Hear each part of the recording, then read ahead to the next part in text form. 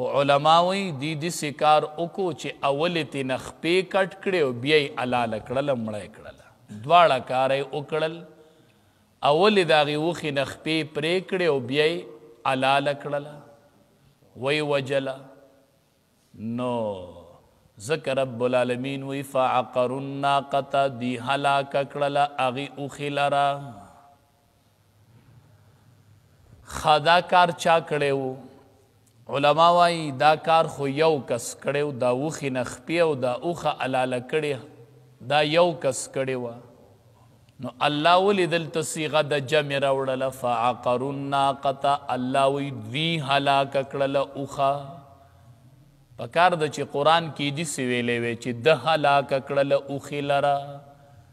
نو وجلې دا یو کس وه او الله پکې ډیر کسان فعقروا دوی هلاکه کړله علما وایي وجه دا وه چې کار یو کس کړی او خو رضا پې دي ټولو مشوره د ټولو وه او منصوبه د ټولو وه نو ځکه الله وایي فعقروا الناقة دی ټولو هغه وه هلاکه کړله نو هلاکه کړې وجلې یو کس وه خو منصوبه د ټولو وه پروګرام ورته ټولو جوړ کړی و نو ځکه الله وی دی ټولو هلاکه کړله اوښې لره او دغه یو کس چې و دی کم چې دا اوښې نه خپې پرې کړې وې او بیا یې وجلې وه حلاله کړې وه د هغې کس نوم قدار ابن سالف و قدار ابن سالف د دغې کس نوم و چې کم دا اوښه وجلې وه علما وایي د دې نه یوه مسله راووتله بعضې موقع باندې بعضې خلق ځان ته هوښیاران وی څنګه چل کوي ځان ته هوښیار وی او وراني کارونه کوي خو کوي یې په بله او مشوره وله دی ورکوي نو په دنیا کې ته څوک خبر هم نه او خلق یې ښه نیک سړی ګڼي وایي دا ډېر پرهیزګاره سړی دی نور ورانې دی کوي او کوي یې په بل پته ولګېدله چې د وراني دا خونه ورته څوک کوي او دا ورانې په چاکۍ نو دیم د هغه سره په دې ګناه کې شریک دی ځکه دلته اوښه یو کس مړه کړې ده خو منصوبه د ټولو وه نو ځکه الله وایي دې ټولو هلاکه کړله نو ګورې علما وایي هغې خلقو دپاره ډېر وعید دی چې نورو خلقو ته د وراني لارې ښیي او وراني پې کوي پخپله خو یې نه کوي خو نورو ته خو د وراني لارې ښیي او مشورې ورله ورکوي نو ګورې دا کس داسې په ګناه کې شریک دی لکه څنګه چې دی نورو دا کار کړی دی ځکه ده ورله مشوره ورکړې او نن خو اگر چې دی د خلقو نه پټ دی خلق خو نه پیژني چې دا ورانې په حقیقت کې ده کړی دی خو علما وایي الله خو پیژندلی دی که نه نو الله به یې څرګند کي په ورځ د محشر دی ټول مخلوق په مخ کې به الله ذلیل او رسوا کي دا خلق به وایي دا خو به زمونږ علاقه کې هغه مشر ګڼل کېدو دی خو به په روغو کې تراته ده باندې خو به خلقو روغې کولې په دنیا کې خدای د روغو مصلح سړی حسابېدو رب العالمین به وایي نه دی په ظاهره داسې ښکارېده خو اندروني چې به وراني کېده نه ده به پکې مشورې ورکولې او د ده په ښونه به کېده نو ځکه الله وی فعقروا الناقة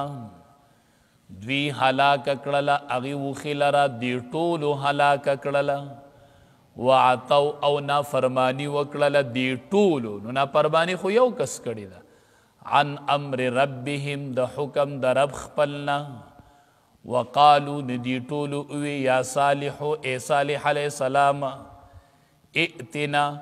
راوړه مونږ ته بیما هغه عذاب تعدنا چې تی زمونږ سره واده کوي ګناه وکړله وی تا مونږ ته ویلي چې عذاب به راځي نو راوړه که نه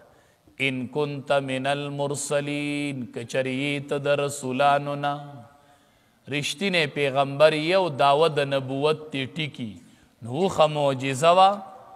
مونږ مړه کړله اوس ته د الله د طرف نه عذاب راوله بس په دې کې بیا ډېر ټیم نه و لګېدلی علما وایي چې کله دی دا کار وکړو نو صالح علیه السلام ورته وی بس اوس عذاب را روان دی عذاب اوس راورسېد خو د عذاب نښه درته ښیم چې نښه به یې څه وی علامه د عذاب بدی چې سبا به ستاسو مخونه زیړ شي او بله ورځ به ستاسو مخونه او دا چهرې چې دي دا سري شي او بله ورځ به تور شي بس دای نښه ده اوله ورځ باندې به زیړي په دویمه ورځ به سري او په درېیمه ورځ به تور شي او بیا به عذاب راشي نو دی چې دا خبرې واورېدلې نو اراده یې وکړله چې صالح علیه السلام قتل کو دې وجنو دا ځل منصوبه یې جوړه کړله او لاړل په صالح علیه السلام پسې چې پیغمبر وجنو الله تبارک و تعالی ټول هلاک کړل او صالح علیه السلام الله بچ کو فاخذتهم الرجفة ونیول دوی لره زلزلې په دې باندې زلزله راغله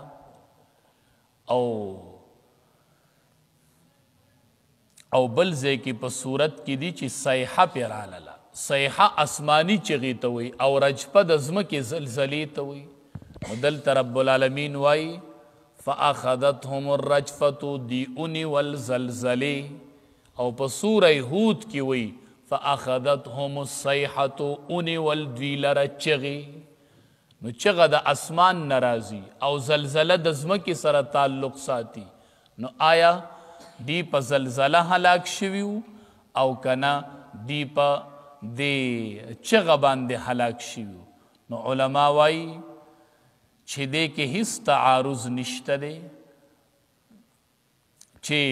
پې زلزله راغلی وه او پې چغه راغلی وه زلزله پې د لاندې نه راله او چغه پې د پاس نه راله دواړه راغلی یا علما وایي نه